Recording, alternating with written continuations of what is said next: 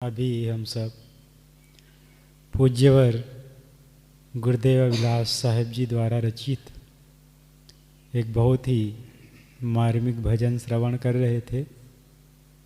इस पद में गुरुदेव ने बताया है, बिना सद आचरण धारे न कथनी काम आती है। ज्ञान बड़ा कि आचार? प्रश्न होता है, ज्ञान बड़ा होता है कि आचार बड़ा होता है? क्या बड़ा होता है? ज्ञान बड़ा होता है। हाँ, ये लोग आचार के प्रेमी होती है ना, इसलिए कहती हैं आचार बड़ा होता है। सच में कहा जाए, ज्ञान की अपेक्षा आचार बड़ा होता है। उदाहरण से समझें,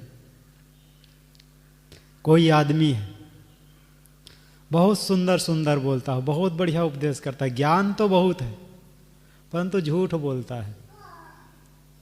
अच्छा लगेगा? क्यों? उसकी प्रवृत्ति खराब हो गई है ना। कोई महात्मा है, जंगल में रहता है, कुछ नहीं बोलता है। कोई बाहर रहता है, नहीं बोलता है या बिल्कुल कम बोलता है, लेकिन जो भी लोग आते हैं एकदम प्रेम से बात करता है। वो ज़्यादा ज्ञान नहीं जानता है, वो प्रेम से बात करता है, मीठा शब्द बोलता है, हाल चाल पूछता है और अधिक ज्ञान चर्चा नहीं करता। लोग क्या कहते हैं? बहुत अच्छे महात्मा है वो, है कि नहीं? बहुत से संत ऐसे हुए हैं जो मंच में कभी भाषण नहीं दिए। हमारे ही कबीर पंथ की परंपरा में सदगुरु श्री विशाल देव हुए, विशाल साहेब, जिसकी महान रचना है भवयान, मुक्ति द्वार, सत्यनिष्ठा, नव नियम, 4 ग्रंथ। तो कभी वो भाषण नहीं दिए, 4 लोगों के बीच कभी बोले नहीं, तो अकेले में बोलते थे। और कभी अगर कोई भक्त आ गए, उसको जब वो समझाने लग जाते थे, कभी मन हो गया, तो उनके ही शिष्य लोग चुपके से सुनते थे। गुरु जी ना जाने, जान लेंगे तो बोलना बंद कर देंगे। ऐसे थे, लेकिन महान थे। उन्होंने पारक सिद्धांत को एक बहुत बड़ा आधार दिया और बड़ा काम किए। एक अक्षर पढ़े नहीं थे और उसे 4 ग्रंथों का निर्माण हुआ। वे बोल देते थे, जब बारंबार ऐसे उनके शिष्य सुनते थे कि गुरु जी कोई नई बात सोच रहे हैं, बोल रहे हैं, गुनगुना रहे हैं, तब बारंबार निवेदन किए कि गुरुदेव आप जो कह रहे हैं उसको आप बता दीजिए, हम लोग लिख लेंगे। तो शिष्यों ने उसको लिख लिया और महान ग्रंथ हो गया, विशाल वचनामृत।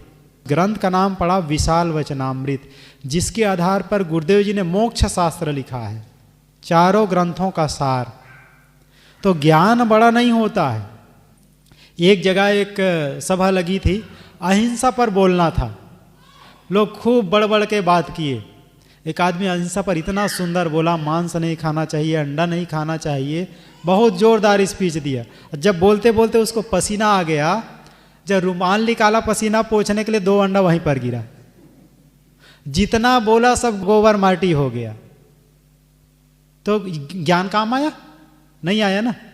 इसलिए आचार ही बड़ा होता है। इसलिए गुरुदेव कहते हैं, बिना सद आचरण धारे न कथनी काम आती है। ये तन मन इंद्रियां चंचल सदा नर को नचाती है। आदमी को कौन नचाता है? कोई मदारी आता है बंदर जैसे नचाने वाला? अपने ही मन और इंद्रियों के वश में होकर के वो नाचता है। अभी ये बहनें कह रही थी, साहब गुजरात आप लोग बहुत अच्छा है कहते हैं, कोई अच्छा आदमी नहीं मिला हम लोगों को। ये छत्तीसगढ़ से आई हैं। हम कहे उसी गुजरात में तो हम लोग भी, हम लोग अच्छे हैं कि खराब हैं? कहो भाई, हम लोग भी खराब हैं। एक पेड़ का सभी फल खराब नहीं होता है और सभी फल अच्छे भी नहीं होते हैं। तो हो सकता है कुछ ऐसे लोग मिले होंगे जिनको अनुभव आया हो, और आएंगे तो अच्छे लोग भी मिल जाएंगे तो अच्छा अनुभव हो जाएगा। तो अभी एक हमारे भक्ता जी आए थे, उन्होंने कैसे कहा, साहब इन लोगों के लिए जमरूद तोड़ के लाता हूँ। अब बिना कहे जमरूद तोड़ के ले आए तो अब अच्छे में आदमी मिल गए ना, एक जन मिले कि नहीं? तो अच्छे और बुरे सब जगह है, उसको कसौटी पर कसना पड़ता है, परख करना पड़ता है। परखते परखते जब आता है तब वास्तविकता पता चलता है। इसलिए ज्ञान से श्रेष्ठ आचरण है। बिना सद आचरण धारे न कथनी काम आती है।